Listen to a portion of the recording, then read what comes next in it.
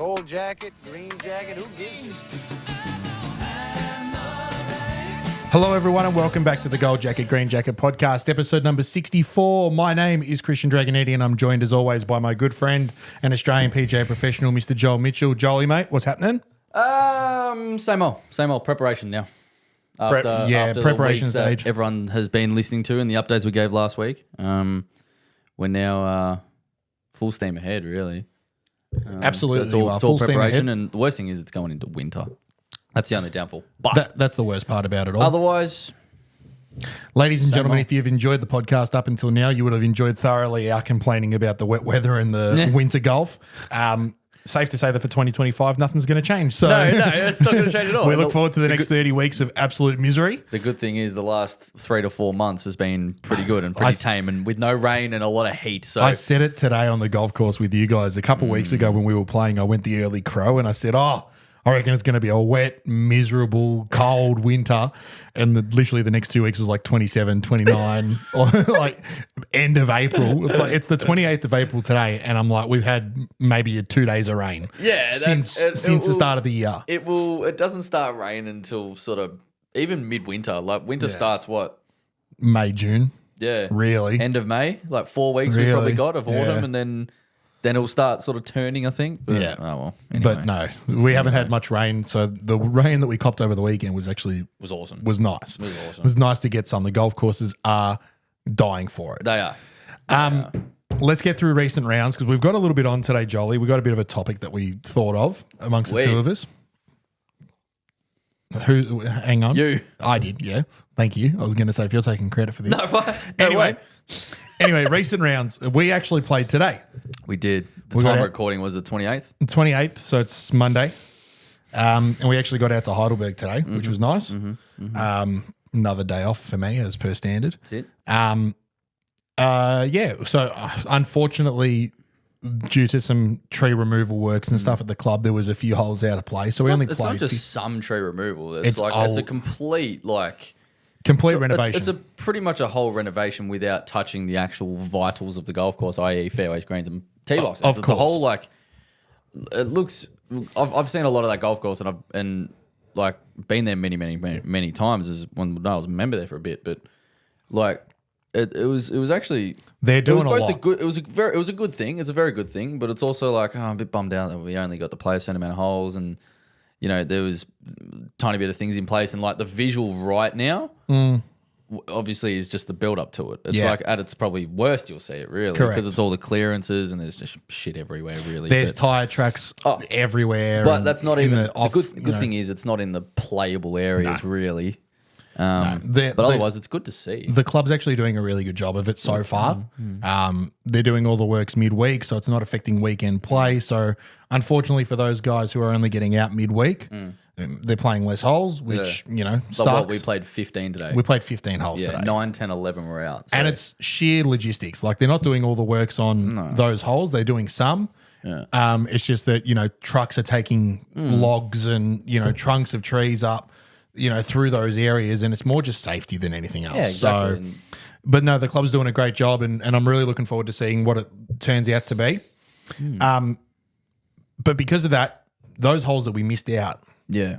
we were told just put yourself down for 2 points. Yeah, on each of those whatever holes. gets you 2 points. Whatever gets you 2 points. Yeah.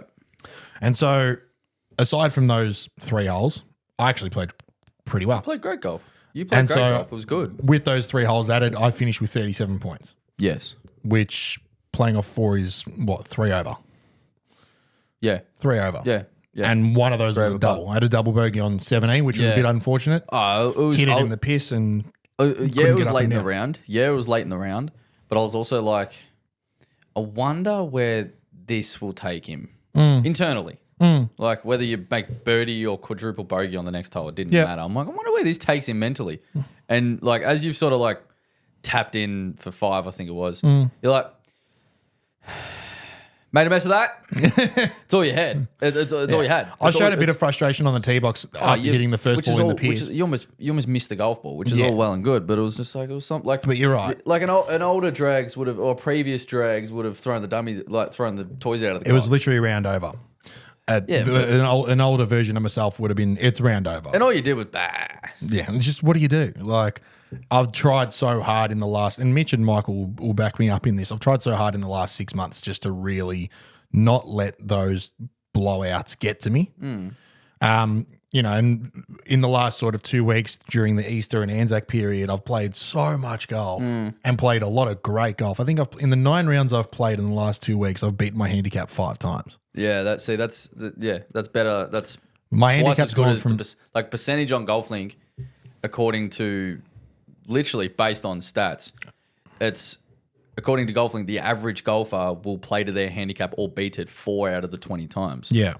So if you're beating more than that in half the rounds, Yeah. well, that's Playing some that's pretty good. Playing some fucking good golf That's at the good, moment. yeah. I've just literally pulled it up now. So the 18th of May, which I think was, April, the 18th of April, which was Good Friday. Jesus, this was only 10 days ago. Yeah.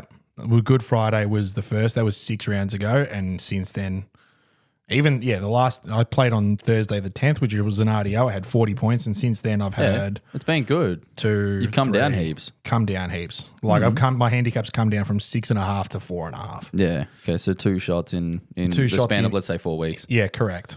Yeah. So playing heaps of golf at the moment, playing heaps of good golf and just fucking enjoying it. Yeah. Trying not to let those blow ups and those doubles and whatever else really get to me. Show a little bit of emotion in the moment. Oh, That's all well and good, but don't don't let it harp. Like I sent you a scorecard from Saturday. Oh, Saturday, I played at Berg as well with the boys, and I had 39 points playing off a handicap of 5, right? And the round included 4 birdies, an eagle, and 3 double bogeys, right? I sent Joel the screenshot of the scorecard. I'm like, check this out for a roller coaster, right? I feel like I've been to Luna Park, that's just right? I looked at it. I got dizzy. I literally got dizzy. I'm like, how do you have 5 threes on the card, but also 4 sevens or like 3? I'm like, 2 sevens and a 6. Like what? Yeah. I'm looking at it going, my head hurts. And it hurt. Like it was a couple of the double bogeys were sheer skill errors and sheer mistakes. One of them was a bit stiff. Much like the one today on 17 though. It was a bit stiff. Like you did not play a good shot. There was not a single good golf shot. No. And you hit it 5 times. Yeah. And like there was The not a only single good golf shot I hit was out of the bunker for the 4th shot. Oh, that was solid, yeah. Yeah. But you still, you But that was barely hit the green. But yeah, other than that, it was good. It is what it is. But no, golf at the moment for me is trending. I'm really enjoying it, and I'm playing good. I just want to keep going. Yeah. And I put it down to one thing, more than others. Right. The practice is put the practice aside. It's how I'm going. It's how I'm presenting myself to each round. Yeah. Right. I mean, I don't want to sound like I'm too uppity about anything, but like my life outside of golf is really good at the moment for me right? We're in the thick of getting things organized for the wedding, you know. I'm just in a really positivity. I'm just in a really, really good headspace. Which helps heaps. And it helps, and it's just showing on the golf course because I'm just excited to be there. I'm excited to see the boys, not just the boys that I play with, but all other blokes at the club. We're having a laugh and a drink and all that kind of stuff. I'm just making the most of it at the moment. I'm really enjoying it. So I just want to keep it going, man. Because, you know, it showed today, didn't play that great. I think I had 1 birdie and still had 37 points. Something like that. You don't need flashy crap. And you said it. You said it today was like a golf round. Like you played golf today. Yeah. Like even mine. Like my scorecard's so boring. Yeah. Like I was happy with it. I hit it okay, and sort of I just didn't make any mistakes that cost me a big number. Like absolutely. I have like 3 under bogey free. Right, but it wasn't that crash hard. I just sort of dinked it around there, there was some good stuff in there. Yeah. There was the occasional good, great shot, like sort of thing. But other than that, I just sort of worked it around the golf course, played a bit of golf, just had ball control, really. That's all it was. And yeah, if I had have maybe stuffed a couple closer or made the 1 or 2 more putts, there all of a sudden I've shot 66 instead of 68 or 69 or something. So, that's the thing. Like 3 under today. Yeah, so my double bogey today was on 15. That's what it felt like. Yeah. Like I hit it literally off the edge of the green and made 4. Yeah. Like 15's a long. It's the longest par 4 on the course, but it plays the Yardage-wise. shortest. Yeah, but it plays the yardage-wise. shortest. Yeah. And we've told stories of, in the past of it, how me and the boys argue about what club you take off that tee box. Joel's pool driver slotted it, and no joke, you had 15 meters I was to the from where you were. I You was had 2 15 paces, 2 paces off the edge of the green, like pin high, And the like pin had was, like, tucked back had, left. Had the easiest chip shot you could possibly ask for off a perfect lie. Yeah. And there was like literally no reason why I shouldn't, one, probably try and hole it. Yeah. Or two, put it inside a 3-foot circle. And I just wasn't it. You half flubbed the chip. No, it wasn't even that. I just didn't hit it. I Yeah. just grabbed a 54 and I'm just looking at him. Oh, yeah, I just hit it. And then dunk. And I'm like, I caught it like half a groove low and it came out a bit spinny, a bit low and spinny. I'm like, it's nowhere near it. And it's like 12 feet short. I'm like, what the? See, that's where I'm like, what are you doing? And then I hit a good part. I just left it a bit high and that's all. That's what impresses me about you at the moment is that your ability to distinguish the importance of each round. You've said it before. Your mindset is still to go out and shoot the lowest score you possibly can, Yeah. of course. Yeah. But also, like, at the end of the day, it's a Monday round at Heidelberg. We're only playing 15 holes. Who fucking cares? Yeah, it's right. it's like, yes, like you said, I am going out there, and do I want to shoot the absolute lowest and play the best golf and hit amazing shots and hole everything Always. every time? Always. Who doesn't? Always. But if I came, my attitude right now of shooting 3 under, I could have shot 80 today, and Felt the exact same way. it just, it just does not. And I think that's. It's I just think- a I big think it's bowl of just- meh. I think it's just developed, and yes, like I said, I'm still. It's not like I don't care. It's not. It's not that I don't care. It's the fact that it's more of like a mental cue, like going out to play a tournament or going out to play Yeah. something that really matters for me. Absolutely. Anyway, it's just a. I think it's just an improved mindset. Like, Can I on- ask on a Saturday- question yeah, though? Yeah. So it's an improved mindset, yes. But do you potentially feel that there might be when push comes to shove, and you are in those tournaments that actually mean something, do you think that there's a chance you might be putting too much pressure on that event? No, because it just makes them easier. Okay. It just makes them way easier. It's sort of like.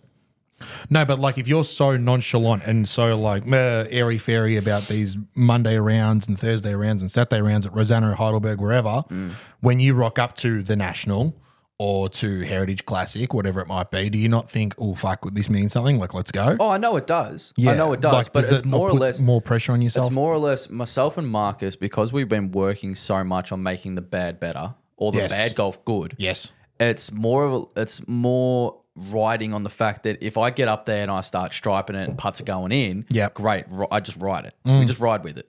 Even the top guys in the world, they're not going out there knowing they're going to shoot 8 or 9 under. They get out there, they birdie the first 3 out of their first 5, and they go, "Oh, perfect! I'm going to take advantage of this." Of So course. they just ride with it. Whereas if things don't go quite well, you're not quite striking it great. You're not making putts. I'm not saying missing putts. You're just not making a few, and you're sort of going, okay, I have to battle a little bit here, or I'm going to have to rally a little bit here. It makes those situations easier. Okay. So days like today, I hit it okay, hit it fine. There was nothing wrong with how I hit it. But if I go out to a tournament and I'm not hitting it great, the mentality that I'll have makes it so much easier, makes it more bearable. Right. You know what I mean? It makes it not as significant. Like, it's not the end of the world if I hit it poorly. You know what I mean? So, Right. for example, if I'm going out, say I went and played the National. I played pretty well the first day, and I played just as good the second. I had a couple missed opportunities, we'll say, in the middle 6 holes, but it doesn't matter. I played good golf. I played well for the first 2 days. Yeah. Whereas and then if I showed up and I was struggling, the wind was getting up and I was struggling in the wind and I wasn't holding putts and wasn't hitting it good, the mentality kicks in. Like, days like today, mate, go, no, you know how to handle yourself when you're not hitting it good. So you almost kick it into gear a little bit. You just know which avenue to go down depending on what you're producing that day. Okay. And so, like today, if I was, and it makes it so much better playing club golf, because on Saturday it was an unreal ball striking display. Yeah. Was flushing it off the tee. I was hitting my numbers. I was hitting my spots. I was shaping the ball how I wanted to. I ended up having 4 under, which it felt felt like I had 10. Yeah, right. Just because Roseanne's going through green ranos, which is just coring, and they're leaving them long, and they're tough to putt on. Yep. Tough to be confident with it anyway. So I had a couple 5-6 footers that didn't even touch the hole, Right. and hit a good putt. So it was a bit of a struggle, but it was, and then come out today and hitting it how I was the first sort of 5-6 holes, and I was 2 under through 6. You know what I mean? Yeah. It's like the mentality of that makes it so much easier to go out to a tournament, not hit it great, and then know how it feels to then be able to still score whilst not hitting it well. So Yes. instead of like getting worked up today through 6 holes, hitting it like a dickhead, and then making a big deal out of it, then I'm Yes. going to relate that to a tournament as well. I'll get out to a Yes. tournament, not hit it good, and then crumble. Yeah. So you know what I mean? It's like it looked like today. It looked like I didn't care, looked nonchalant, looked like it couldn't have mattered if I shot 90 or 60, but it did. It really did. It was literally a practice session. It was a practice method. I was working things out today. It really was. You were. It's just a very different way to go about it than you guys would probably do, or I used to. Correct. You know what I mean? And look, you and I play a lot of golf together. We do. And I'm getting to the point now where I've seen you go through your different stages of your golf development. From when we first started playing, when you were just playing off 2 or 3 and I was playing off 12 or 13, and you were giving me 10 shots and we are just going out and having matches for fun. Yeah. That was just a piss take. Professional golf wasn't even on the radar then at that stage for you. No. Now I've seen you go through the motions of your traineeship, and okay, he's getting better and he's getting better and better and better and better.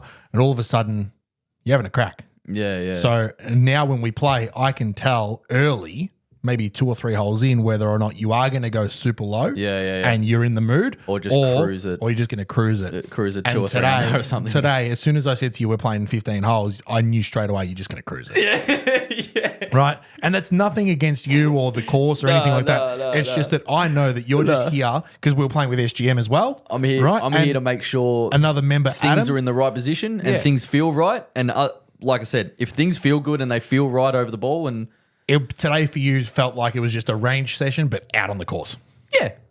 Yeah, that's it. Yeah. Right? And there's nothing wrong with that. But it was all the stuff in between. It's all the stuff in between. Like I get to the ball and it's like a switch on method for that 12, 15 seconds, locked in as if it means the fucking world. Yeah, which it does, which it's supposed to.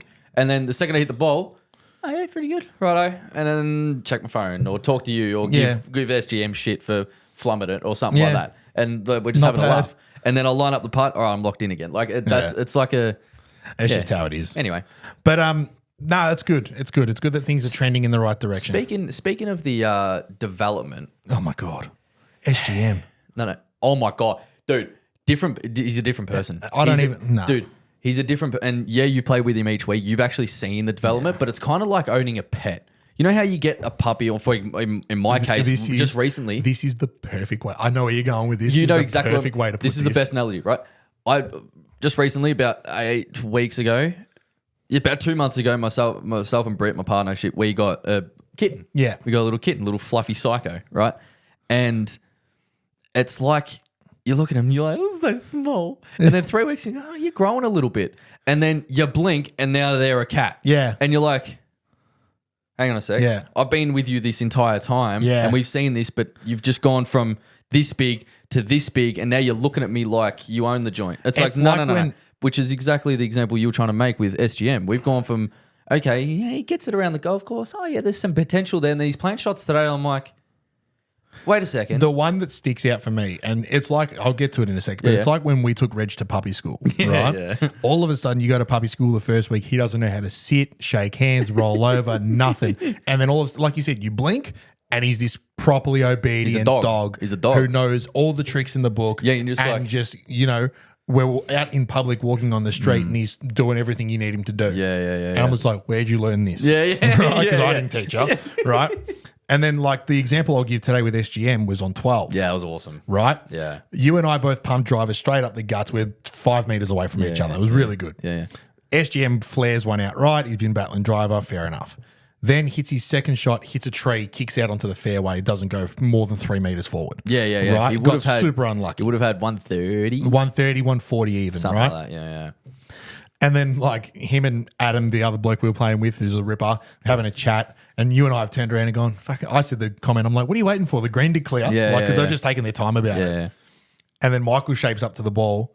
And I literally said it under my breath to you. I'm like, he's going to stuff this. He's gonna now. stuff this He's now, going to yeah. stuff this. Yeah. And as soon as he hit it, it was just tracking. As it sailed over our heads, I've just gone, yep. Yeah, it was straight at it. He puts it inside And he 8 put feet. it, yeah, 8 feet. Inside 8 feet or something like that. And it was even shots that for him, like literally credit to him, that he probably wouldn't have even like the one that stood out to me was on 8.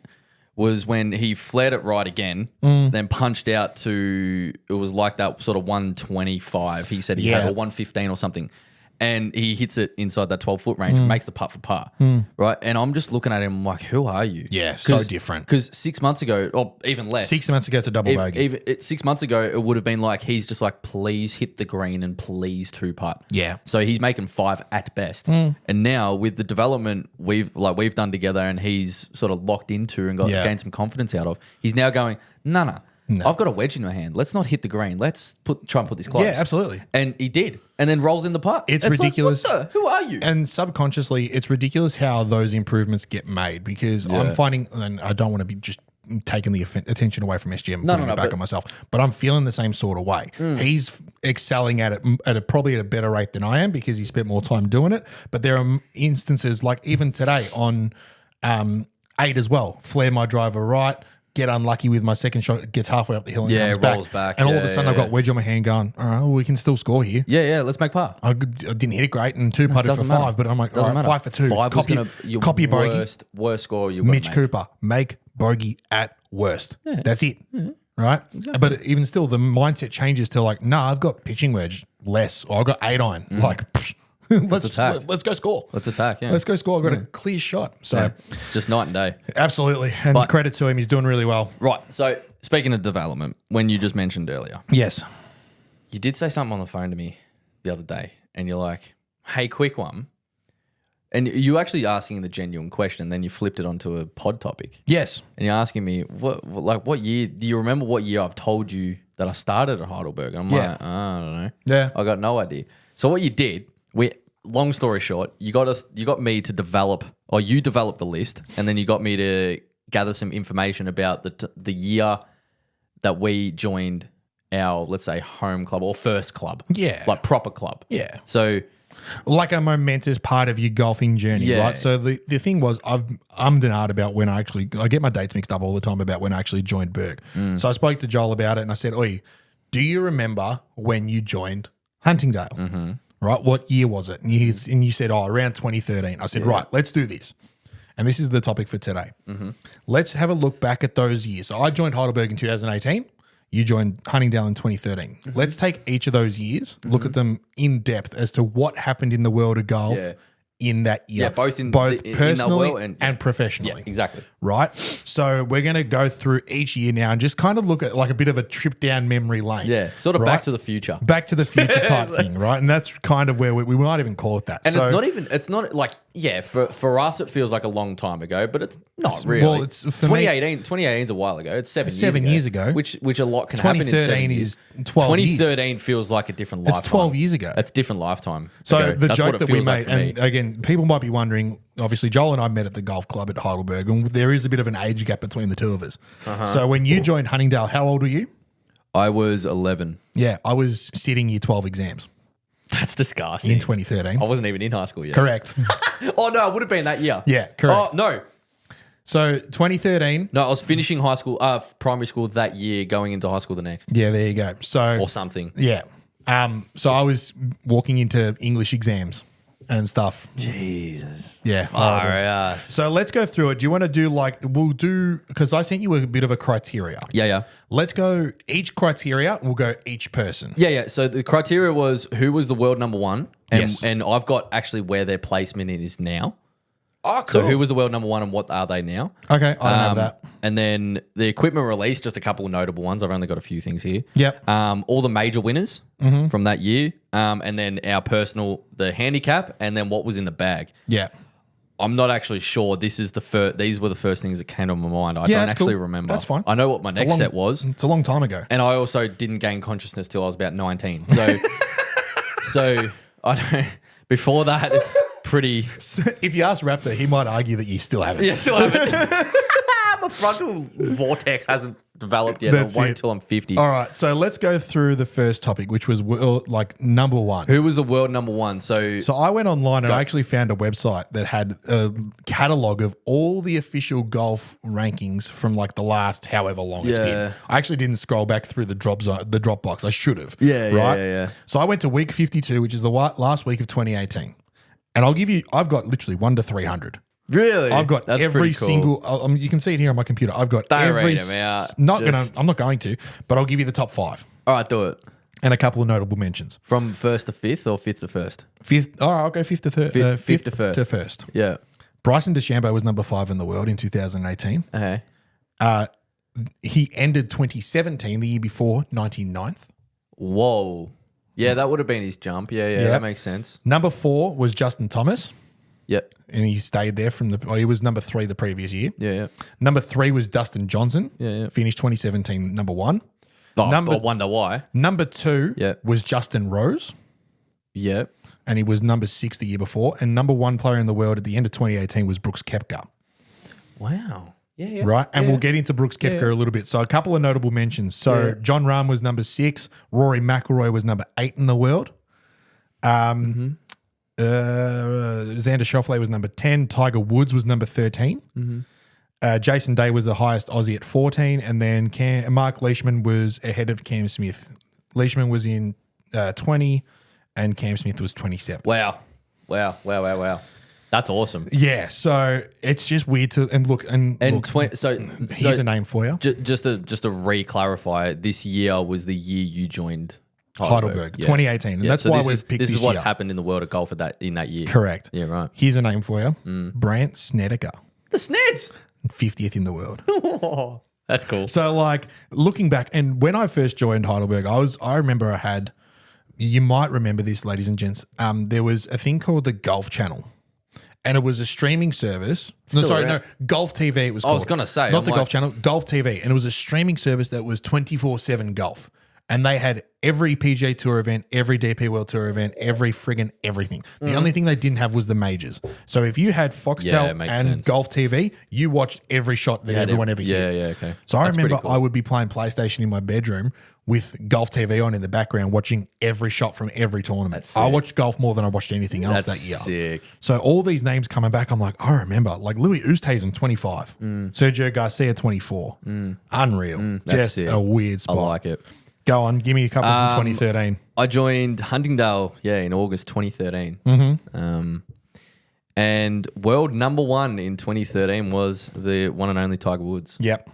And he's currently outside the top 1,300 That's currently so sad. to this year, which is heartbreaking. The notable mention that I actually do remember from that year was Adam Scott, number 2. I don't have the list like you do there, but I might be able to find it. So Tiger, top of the table in that 2013, which is not a surprise at all because of the years he had previously. And he wasn't winning like he was in the early 2000s, but didn't matter. He was still beating records and breaking everyone's hearts. And 2008 was a great year for him. And he had the likes of Phil, Scotty, Bubba, like winning majors around him. And I've just found the website that I got it off. This goes all the way back to 1986. Yeah, okay. This website every week it's broken down. That's cool. So 2013, I'll go to week 52, which is the last week of the year. Yeah. So Tiger gained world number 1 status again in the March of 2013. Yeah, right. So It was March 27 to be exact. why is this week 27? I don't want week 27. Not week 27. So yeah, interesting. I don't know how long Tiger held it from then on. I'm not sure. I didn't do that deeper research, but No, well, I'll get up week 52 here. so who was world number 1? Oh, Brooks. Brooks in 2018, Koepka. And then we'll get into that. And there's a couple of pretty strong reasons why he was world number 1 in 2018. Yeah. So here we go. Week 52, 2013. Tiger Woods at number 1. Adam Scott, number 2. Henrik Stenson, number 3. that's right. Justin Rose, number 4. So he's hung around for a while. Phil Mickelson at 5. Rory McIlroy at 6, who was previously world number 1 at the end of 2012. I was gonna say it was either okay, yeah. Brant Snedeker, Well, your man. Which makes sense. I can't believe Rory wasn't higher up that list because of the majors he won in between 10 and 14. But he did have a thriving competition in the early 2010s as well. So Correct. He had a couple huge names. So yeah, it's just interesting to look back at this and just I'm actually kind of curious in this next one, the equipment difference. You want to do equipment next? Well, I'll rattle off a couple here. Yeah, go for it. So the equipment released in 2013. This is released. Yeah, just released. The TaylorMade rocket blades. Callaway X Hot. Yeah. Ping G25. Yeah. And the Mizuno JBX 825s. Oh my god. So that was just a couple notables. That was just the 4 that came up. I've broken it quickest. down. I've broken it down by each club. Yeah, so I haven't. So the rocket blades were known for their iron, I'll say, and the X Hots were probably more of a driver. Yeah. Woods, same with the pings, and then Mizuno's for the irons. So no, I don't have wedges. You know, Tyler's Vokey's top the table in every division, I think. But and then don't really have putters there either. But yeah, that was the sort of things rocking when 2013. There you go. 2013. So fast forward through to 2018. 2018, 5 years later. The drivers that were released that year, and you're gonna Yeah. Ping G400. Was that 28? Oh, I remember I hit that for the first time at House of Golf before their release date. Yeah. It was unreal. It might have been no. I've got Titleist 917. It might have been TS that year though. No, 917 was something. Anyway, TS. I saw it on the website that I was looking at, and I jotted it down. No, I haven't done research on it. TaylorMade M34. Yeah. Unreal. Yeah. Callaway Rogue. Oh, really? Yeah. Jesus. And the Cobra F8. So before the F9 that took the world by storm, they released the F8, which was horrible, to say the least. Irons, we're looking at Ping I200s. Yeah, unreal. Iron. Unreal. Mizuno MP18s. Yeah. P790s were released. Wow, I believe one of the first ones in 2018. Well, they must have been because I reckon 2017 I got the first P770s. Mm-hmm. And that, no, that was about right. 17, 18, I think. May have been 790, may have been the year 770s. before. 2016 sounds about right with the 770s. Titleist AP3s. Released? Really? 718 MP3s. Huh. Yeah. And then the other one that really surprised me was the Wilson FG Tour V6. Jesus Christ. Do you know what I'm talking about? You know the ones I'm talking about? These are, you'll know them. You'll be like, oh, no way. I played with a bloke for a long time named Aiden who rocked these. Yeah, I was going to say the 718 AP3 irons were August 2017. Yeah, that was the release, but they were the main irons Close enough. on the market. Close enough. These ones. Yeah. Remember them? Yeah. They were sick. Of course, there's a chance that these were released in 17. Far out. But looking back at it, it's just different. That's gravy. crazy. Wedges, obviously, we've got Mizuno S18s, Callaway Mac Daddy 4s, Ping Glide 2s, and Vokey SM7s. Yeah. SM7 seasons. Yeah. 2018 was also the year that TaylorMade released the Spider Tour versions. Mm-hmm. And the Scotty Cameron Select series was out. Mm-hmm. And Odyssey released O-Works for the first time. Yeah, right. So, pretty interesting stuff. Huge year. Let's get into majors. All right. Now, 2013 was not a Ryder Cup year, was it? I didn't do any research on that. Was it? It was a President's Cup year, though, wasn't it? I have no idea. I haven't looked into that. I did not do my research on that. Right. Let me have a look. I might actually have a squeeze as well. Why don't you rattle off your major winners first? Pretty sure it's it was. Yeah, President's Cup year. Yeah. Yeah, it definitely was. Cool. Well, why don't you... We'll actually... It was played in the US. I've got the teams here. All right, go. Go.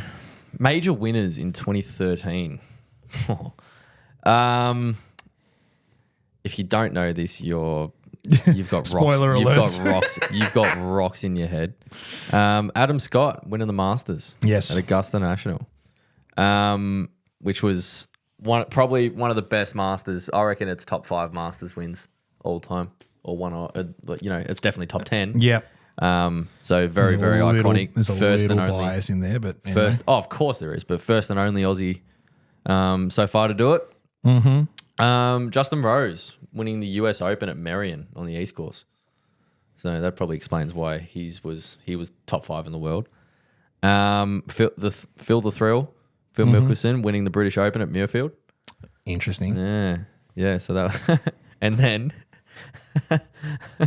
some guys that do have a lot of previous golf knowledge, a lot better than I'd say myself pre 2010. After 2010, I've got a decent golf IQ with sort of this sort of stuff. But Jason Duffner wins the PGA Championship at Oak Hill in 2013. Jason Duffner. The Duff. The Duff.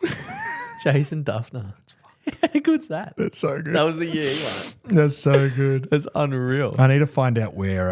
So I'm actually looking through the President's Cup now. So they Barack Obama honorary chairman. They had it. Need to know. Anyway. 2013. They had it at Muirfield Village, in Ohio.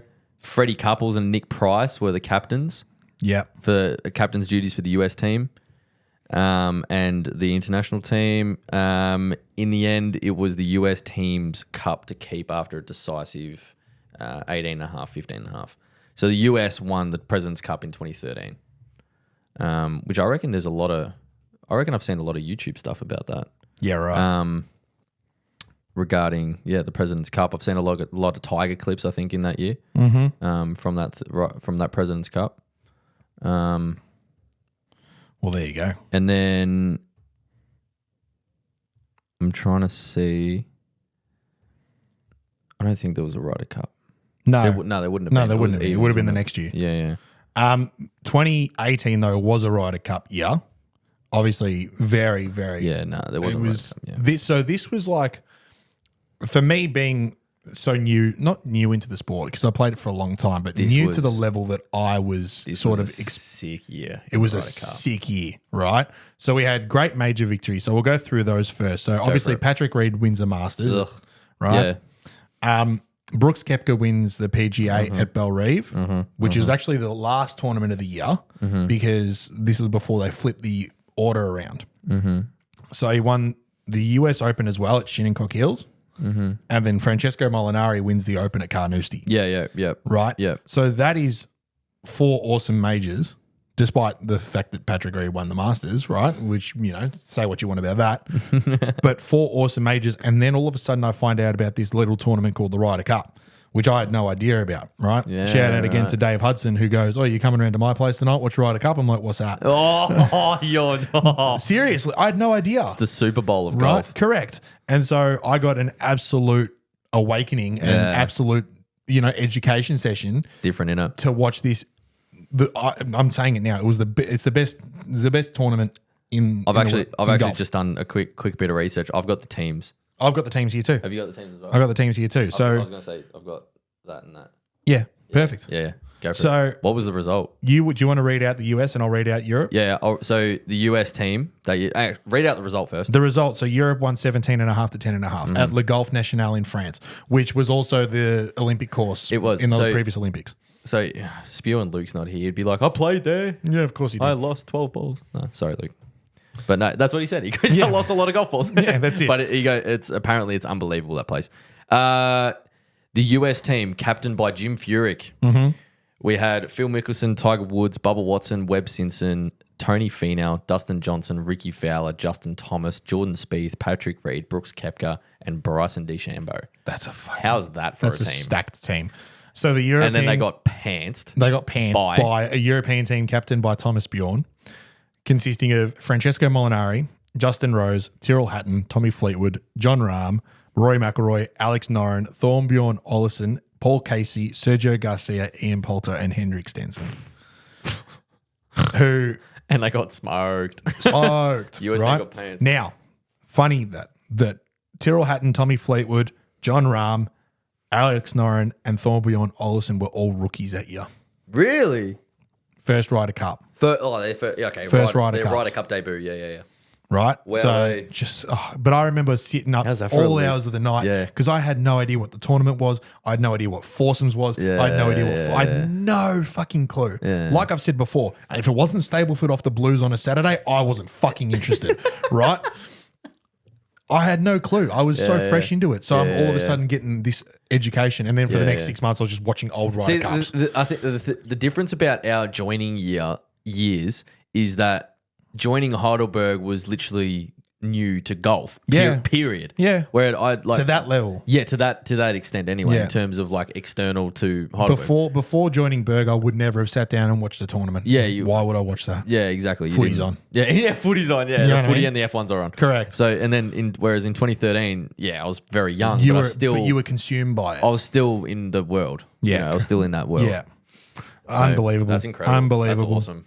But yeah, that is a large reason why Brooks Koepka is one of my favorite players because he wins 2 majors that year and dominates and plays well at the Ryder Cup as well and Was number one in the world. was number one in the world. Why? How could you not like him? So, but no, that's just a little bit of an insight into the professional side of things. Yeah. Now let's Yeah. get quickly into the personal side. Now, what do you remember about before we get into questions from the second cut? The topic is, well, the header is like what was your handicap and then what was in the bag throughout that year. Yeah. I'm not actually really. I've got a rough idea about what the handicap was, and I'm guessing what was in the bag Yeah. because I don't really know. Yep. So for what I can remember, this is when I started. It changed very quickly. I'm pretty sure it was the year later that I got my TaylorMade and Callaway set. Blah blah blah, and that was my first like legitimate like Golf fitted set. fitted set. Yep. Handicap was roughly 12, roughly 12 to sort of that 13 range. I think was when I sort of started there. The driver I remember was the Wilson Pro Staff. Yes. Where they really advertised like moment of inertia. Yes. So they had that advertised on the bottom was that red one. Yeah. Oh. I love it's classic. actually in the garage at mum and dad's house somewhere. You might have to try and I reckon find it. I might have to try and Bring it find in here. Put it in there, yeah. That'd be sick. That was the first legitimate driver I had. Before that it was like this some power built thing that I played when I was 9 or something. Power built. Or whatever it was. Yeah. The irons were, I'm pretty sure they were Wilson D200s, Nice. which they felt like lifting up a power pole. Yeah. Like they were so long and heavy, and they were a full men's Yeah. clubs, and I'm this big Yeah. and weighed 20 kilos with rocks in my pockets. So I'm pretty sure they were the irons that I had. I remember getting like a fucking different array of wedges. Yeah. I reckon that came in a pitching wedge and a sand wedge, and then I ended up getting like a gap wedge, which was a Titleist, which probably would have been like an SM4. Yeah. Which I reckon is rusted to the shit house in the garage at mum and dad's place somewhere as well, which Yeah. I really want to find because that thing's it's messed up. Yeah. And then I had like a Sevi 60 degree. I remember buying that from the house, from the golf clearance outlet or something Nice. like that. And then I had this Cleveland putter, which I actually found in like a $2 shop somewhere. Oh, sick. And I had that like cut down with this massive jumbo grip put on it because I thought that was the thing. Yeah, cool. All right, and then some random ass like Odyssey head cover or Yeah. something like that. And immediately after, I reckon it was the middle of the next year, so 2014 was when I think I had same irons but cut down a little bit, and then I got Cobra Woods. So it was the Cobra driver and 3 wood, and then Mitch Hall gave me one of his hybrids. Yeah. And then I think I got like the SM5s or something. Nice. It was something like that. And I kept that putter for ages. Yeah, right. Remember I was using that Cleveland putter at Heidelberg? Late 2018. You were too. Yeah, I was still using that, dude. I loved that thing. Holy shit. Remember Yeah, I that first low round I had Yeah. at Heidelberg? I reckon I Yeah. had like 67 or something like Yeah. that. I was using that putter. That's hilarious. So, and then that was with the Callaway and the TaylorMades and stuff. But Yeah. the next set immediately after, when I was probably, I want to say 13, 14 maybe, Yeah. is when I got those Cobra Fly Z, Cobra Fly Zs. They were. It was honestly, to this day, it was like the best 3 wood I've ever had. And I couldn't hit driver because I wasn't strong enough to hit it anyway. yeah. Yeah, that was bad. That's crazy. Yeah. That's nuts. So I was playing between sort of 23 to 20 in 2018. Yeah. I actually went back through the archives and found a comp result. Right? Have a look at this. Right, this is a Thursday. There's 7 people in the comp. Oh, there's a couple. Kean. Yeah, I played with Kean Hudson that Chris's day. dad? Is that his dad? I Is that his old I man? don't know, actually. I genuinely don't know. But I know Peter Naismith. Pete Naismith. Right? And I won the comp playing off a handicap of 25 with a score of 38 points. Right? So, but that anyone who's listening from Heidelberg will freak out at the numbers, right? So playing on a Thursday, which books out nowadays. Yeah, right? yeah. There was 7 people in the competition this Do you day. reckon there was something going on that day? Like, was it a Pox day or something? Mate, and I will get to questions from the second cut in a moment, but my answer to my own question, which you'll find out shortly, is the memories I've got of like just being able to rock up to the golf club on the day and being like, when's the next tee time? Yeah, when's the next? Yeah. And they go, yeah, go hit balls for half an hour and then you can tee off in half an hour. I'm Doesn't like, work like that, It doesn't work like that anymore, right? Doesn't matter where you are. COVID's changed a lot for Yeah, golf it and has. for good and for bad. But for me, it was just like, oh shit. Like I could ring the club on the day and just go, I want to tee off around 10 o'clock. What's the go? Mental. 10 and they go, 10:42 too late. No, sweet, book in, go. I actually want to add something to what's in the bag. Go on. Me and my old boy swore by this piece of equipment. It's not actually a golf club. You remember those old smoothies? The buggies, the push buggies? Yeah. With the suspension? Yeah. We thought that was The Ducks nuts. the best invention Yeah. in the entirety of They were golf. sick. Me and the old boy, we thought that was Yeah. like, how good's this thing? Like, Yeah. showed it off and everything. Like, it's got suspension. Like, like shit like that. You know, we thought that was the Darks nuts. And it was. It was like the best push buggy I'd had. Yeah. Before getting like a click gear or something. Yeah. And even then, I loved that smoothie thing because the thing was bouncing around and the Yeah. handle would break and like shit like that. But So for the what's in the bag, I was Callaway throughout, right? So I had an XR driver, which Kean's got actually. I had the 3-wood, which I've still got. I've got the hybrid, which I've still got. I had Mac Daddy 4 wedges and, of course, the irons as well in the XRs. And then I had a power built putter that you and Toby used to give me shit for, right? do we? Yeah. Toby especially just used to, never gave it enough power, mate. No power in that power built. And I was like you, right? I went and got this friggin' online, bought this Super Stroke grip that was extra long because I like to grip down the putter and actually feel like I'm touching the grip. Yeah. So I got this extra long friggin' putter grip, whacked it on this 75. The grip was probably more expensive than the putter, right? Put it on this absolute just crap fucking putter. Horrible. And thought it was the Ducks nuts and thought I knew everything. And thought everyone was thought you had it stupid. covered. Because I went to Drummond Golf one day. I was like, in Chris Sayer, right? And I said to him, I'm like, I need a putter. And he's like, cool, go, have fun. And then he's like, what's the budget? And I'm like, not Scotty's. Like, that, not yeah, that. not He's like, that. all right, sweet. Rolled this power built thing. I'm like, this is actually all right. And then bought it. It was like $75. Oh, how times have changed. Oh, how times have changed. I would never even look at it nowadays. It's, anyway. That's unbelievable. The other question I've got Hilarious. here is how many rounds / how often would you be playing at this sort of time? It was very, very, very consistent. Yeah. Very consistent. It was religious for 3 years, I reckon, Yeah. at least. From You made the most of Huntingdale. as much as I could without being able to drive there. Yeah. You know what I mean? I reckon I could only drive in the last 8 months I was there. Yeah. 8 to 10 months. Because when I met you, you were still at I Huntingdale. would have been still at Huntingdale because it 'Cause would have you- been started 2019, play throughout that, and then just literally I could only drive there for 3 months because Yeah. COVID hit. Yeah. Because So- I remember just before you left, I said to you, I was like, I want to get out to Huntingdale before you leave. And you took me out one day and we had a hit there and I was like, yeah, all right, cool. Yeah, yeah, This yeah. is sick. Yeah, it's mint. Before it's they unreal. tore it all down and redid it. Yeah, which has only just been recent. Oh, when I say recent, 3 years, we'll say. Yeah. Or two we'll go with. But it was religious. Get home on a Tuesday afternoon, and literally it would be whoever was home first, my old man or me from school. Mum would come pick us up, and we'd get home before by about that 3:30 mark, 3:45, something like that, and wouldn't waste any time. The bag, the second we get in, bag was thrown, clothes are already coming off, like school clothes are already coming off. And I'm just finding the nearest shirt and the nearest golf clothes and my shoes. That's all I'm finding. And then the clubs were already in the garage, right? So I'll just bolt outside, start open the roller door. Or if the old man just got home before us, everything's He'd load prepped in the car up. Yeah. and he's got the car running just out the front waiting. Yeah. And he'd be there. We would always get home within 10 minutes. Yeah. And there was honestly times where I'd still be in school clothes. So all I did was just jump out of mum's car, jump in dad's car, and we're off. And we're going straight to Yarrambat. Yeah. and we'd go play. And we actually did this 9-hole series, like a just a stroke play match, right? For 9 holes, and it was first to 10. Yeah. And I forgot what the bet was. I forgot what we had on the line. I have no idea. So it was first to 10. The first time we went to 10 was he beat me like 10-4 or something like that. And then it got to 10-6, 10-7, 10-8. And then it would be like neck and neck. And then it would overtake. And then I beat him 10-8, then 10-4. And then it got to the point where it was like this 20-week stretch where he wouldn't get within 4 shots of me.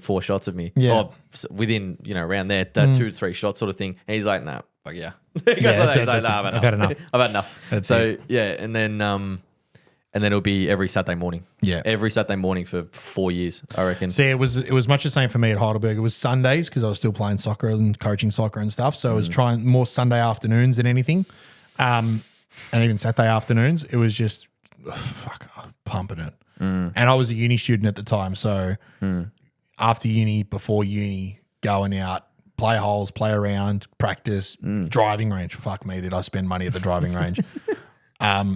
3-4 times a week. Yeah. Like I think I've said it in the past that like the drop from 23 handicap down to 14 was pretty quick. Yeah. Pretty quick. Yeah. And then it sort of because of the frequency as well. Plateaued a little bit after that. Yeah. Life gets in the way and stuff. But now we're here. Like it's just ridiculous. Yeah. But the question from the second cut that I had was, what is a core memory you have from 2013 that has stuck with you related to golf? Be it your own or in the professional ranks. There's 2. Go on. Obviously, watching Scotty win. Yeah, it's huge. Can I tell you a story about that? Yeah. Hang on just a second. Go. Before I lose my train of thought. Go. Yeah, it was. There's not much. I'm trying to just think. The junior tournament that actually. That's when I got offered that scholarship. Yeah. It was in like March or April that year. Yeah. Maybe April, start of April. Suppose that's probably cool. this time that year. Mate, that tournament set it all up. Yeah, because the weird thing is I felt like I didn't do all that crash hard. I reckon I played off 14 or 15. Oh no, it might have been actually. I think I shot like 83. Yeah, it's not bad. Or something like that around Huntingdale. And then I remember vaguely wearing these like bright blue pants with this like red shirt and like these Adidas shoes or something like that, like something funky. My mum's boss's wife actually caddied for me that day because she was a member there. Right. And then I remember the day I got the letter saying we've offering you. Yeah, like we 12 spoke about months. this early in the podcast, which was cool. Which was in that I reckon it was pissing rain that day too. Maybe late June or something. Yeah. Yeah, it would have been mid-June, something like that. Probably would have been about 4 or 5 weeks afterwards. Which I've spoken about before when there was like 6 of us and it was with Jasper and Phoenix and Piper and stuff like that. And then, they said it's from pretty much once the clubhouse opens, that's when we're like going to figure some shit out first. So mid-August, August 15, I reckon it might have been, where we showed up for this induction and I had the president, the manager, the captain, had the head pro, had a couple other board members, and then I reckon it was mum and dad. I reckon we're sitting there. I'm just sitting there going, "Where the fuck am I?" and I'm just shitting bricks because I had I knew what was sort of going on, but I seriously felt like I was being inducted into the Hall of Fame. That's what it felt like because I'm 13, barely 13. Got no idea. Barely 13. No, I wouldn't have even been 13. I wouldn't have even been 12 yet. Right. Would have been around that 11, 12 mark. And I'm sitting there going, what is going on? Because I have these people in suits. They're in suits sitting around this boardroom. I'm getting inducted as an 11, 12-year-old as a scholarship member. I feel like you're in court. I'm like, what is going on? Yeah. And I knew it was a good thing, but I still shit myself. Of course. Right. And then, they're like, and I'm like, so when can I play? They're like, whenever you want. And I'm looking at mum and dad. I'm like, every day, no school, every day. Like, I'm pulling out. That's it. All right. Anyway, so it was every Saturday morning. Dad would, or mum or dad would come down, drop me off in the morning, and then piss off to Yarrambat, and then grandparents would pick me up or something like that. It was something like that. So, anyway. Nah, very good. And like I said before, the core memory for me was always just being able to rock up to the golf course and just walk out onto one and play, right? Tommy Howarth and Luke Young sitting in the pro shop and just go, boys, what's a go? just sitting in there pestering them. Yeah, Just giving them, annoying the shit out just of them. annoying the shit out of them. Being like, oh, what's this? What's that? Whatever. But yeah, being able to just bring on the day and go, yeah, we've got 3 blokes, pretty sick, playing at 11 o'clock. You can jump in with them. Off you go. Off you go. Yeah, that's mint. Or rock up and go, you don't have time to hit golf balls. Just walk straight to the tee box. Yeah. Cool. All right, let's go. Yeah. But yeah, it's such a different world now, and it's come a long way. Come an absolute long that core way. memory was probably that tournament. Yeah. And then when I was a member there in that first, let's say towards the end of that year, so from the August to the December, Yep.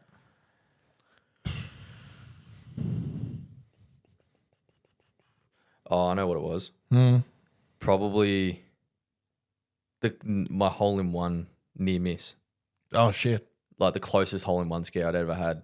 So the third hole at Huntingdale was Yeah. like a 2-tiered green.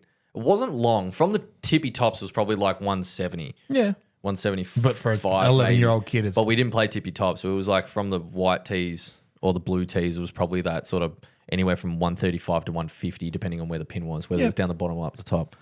And it was covered by bunkers. Miss the green, you've got a hard bunker shot, no matter where you were. If the pin was down the bottom and you're in front of the bunker, PCs, it's like 6. Yeah. Imagine bunker was on front of 6, you just use the slope, right? It was actually not bad. But anywhere else. Anyway, and I reckon it was like closer to that 150 mark, and I'm hitting 3-wood. And I remember I've like just dinked it up there. I don't remember what shape. I couldn't tell you. nah. I probably just went straight, if I'm honest. I Yeah. don't know. And yeah, it's landed on that front plateau and it's like rocketed up the face and smashed into the flag and like sat next to it. Right. And I didn't know what to do.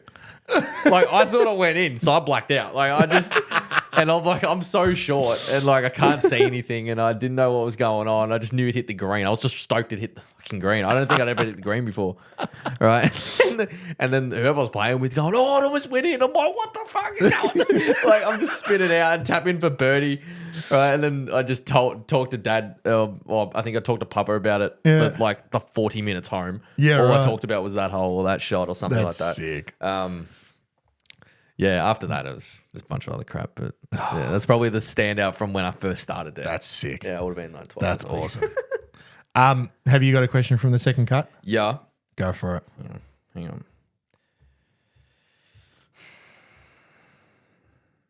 All right. All right, hang on. There it is. From the, it's sort of like a cliche question, I'll say. What's the biggest eye opener from 2018 till now? Okay. So so the question is not what do you wish you knew or had known back then, but both improving as a player, understanding golf more, researching more, better equipment. What's the biggest eye opener, like surprising factor about golf since 2018 to now? Okay. What's the biggest like, whoa? This might sound stupid. There is an element of pay to win in golf and in terms of equipment because there are genuine drop-offs in quality when you start looking at it. Like Absolutely there is. Have a look at these. Absolutely So I there is. literally found these. These were, and now if I'm going to say it now, these are a set of, I found it on eBay, Pax Golf Olympus 2000 oversized irons. These were the irons I had before my Callaway XRs, right? You talked about having a men's set of golf clubs that felt heavy as shit. I had these when I was 11. And my dad found them online for $100 and he was like, they'll do. Like, grab them. Because I needed. Look up just on Google, on Google, not on eBay. Yeah. Look up Wilson Staff D200 steel shafts.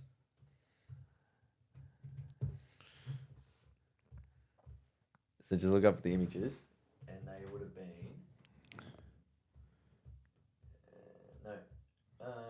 They were yellow. They were yellow. Yeah, as in that might have been it. Is that them? It was them, but In it yellow. was them, but they were yellow at the back. Okay. Like the red was yellow. Yeah. So it might have been the previous model or something. I don't know. Either way, I'll try and they were an inch over standard.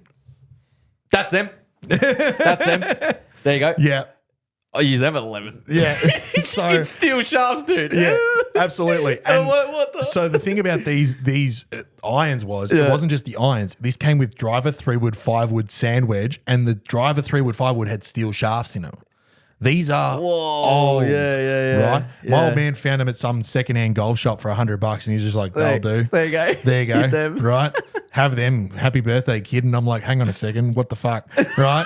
So then when you start growing up a little bit and you come into your own sort of money because you're working or whatever else, being able to buy your own golf equipment, there was a period of time where every second week I was buying something new. Yeah. Be it a set of irons, a hybrid, a 3-wood, a wedge, whatever it was. I was going to Drummond Golf. I gave Chris Sayer so much commission. He owes me a lot, right? But yeah, like just there is an element of pay to win in golf, right? And it's a very within reason. within of reason, course. right? Yeah, you still have to swing the golf clubs, course. but Still have to if hit you in the want, hole. if you want better, if you want more yardage, if you want more consistency, if you want straighter shots, whatever, you can pay higher prices to get better equipment that will help you do it. That will more. help you do that. Yes, Right? correct. Yeah, That's the element of you're pay right. to win. You're right. Right? If you rock up with a set of Pax Olympus oversized 2000s, right? It ain't going to be a fun day for you, son. Like, just, good luck. You might Especially if you're not trying to improve. correct. If you might make something work, but if you're looking to Yeah. grow and actually get better at the game, Oh, and compete, these aren't the bats for you. compete in the modern game. Yes, once upon a time they would have been perfectly sustainable. I remember these feeling like they were sledgehammers. Yeah, Honestly. And I complained to my dad for a long time, being like, mate, So- these suck. you want to hear a funny story? So when I just said the Wilson Pro Staff driver that I Yeah. had, the red one, the reason why I had that was because the set of clubs when I bought on my 10th birthday, Yeah. was those D200s. Yeah, cool. Right, or what I think they were something like that, and they came with driver through to sand wedge. Yeah, as most package driver sets 3 do. wood, 5 wood, 2 hybrids. Started a 5-iron, Yeah, sick. pitch and wedge sandwich, right? And then I had some random ass putter. Mm. I think probably from a power build set, maybe, Yeah, or sick. something like that. I've still got my first putter. The reason why I used that driver was because it was I think it was a reg flex at a 40, it was something like a 45 inch, and it was Dad's driver. Yeah. And Dad used to hit wicked slices, like wicked cuts, right? Why aren't I surprised? Wicked cuts. Something right? about your dad's golf swing screams wicked slice. Oh, Yeah, go it on. used to. It Yeah. used to. He's very lot better fine tuned now. He's fine tuned now, and he knows what he's doing out on the golf course. But That's it. he this driver that I was using, because they were all steel shafts as well. Yeah.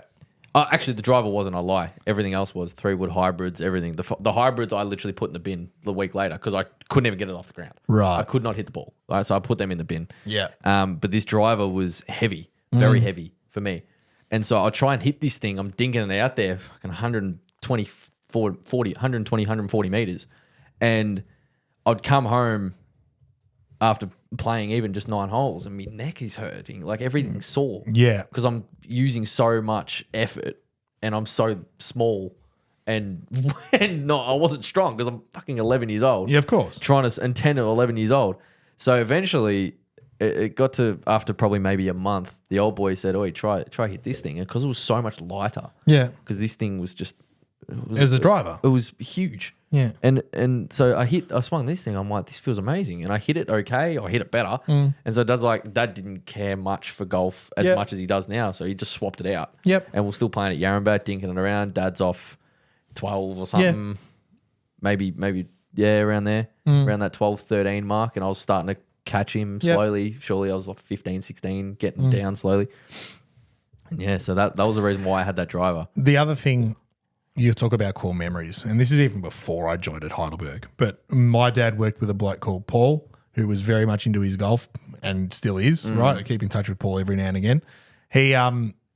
He's a hoarder, right? And any time Dad needed a new club or something else, he'd go to Paul first. What do you recommend? Right? Yeah. And Paul's just plays off like half a dozen, and he just plays golf, but he just knows everything. Yeah. And so for the longest time, he was my club dealer, right?